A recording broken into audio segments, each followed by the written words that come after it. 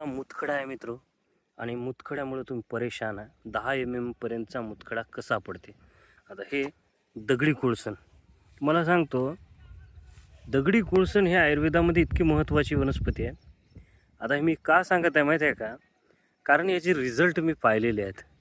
आता तुम्हाला घरगुती वापर करायचा आहे. या दगडी कोळसन आमच्या इकडे म्हणतात. तुमच्या इकडे काय नाव आहे या वनस्पतीचं मला सांगा. वनस्पतीचं तुमच्या इकडे काय नाव आहे सांगा. या वनस्पतीचा वापर कसा करायचा मी डायरेक्ट सांगतो तुम्हाला. हे अँटी इन्फ्लामेटरी प्रॉपर्टी आहे. किडनीच्या आजारावर अतिशय रामबाण आहे. याचा रस नाही का, आणि जखमा पण बऱ्या करण्यासाठी लोक वापरतात. ॲक्च्युली गावामध्ये बरेचदा वापर करतात. पण याचा वापर किडनी स्टोनला पाडण्यासाठी कसा करतो आपण, की याचा रस सकाळी करायचा आणि 1 कप उपाशीपोटी, म्हणजे अर्धा कप 2-3 चमचे जरी घेतलं तरी चालते. 2-3 चम्मच तुम्हाला उपाशीपोटी घ्यायचं. आणि रोज जर तुम्ही 15-20 दिवस घेतलं तर तुमची आशमरी कशी असो, मुतखडा कसा असो पडेल.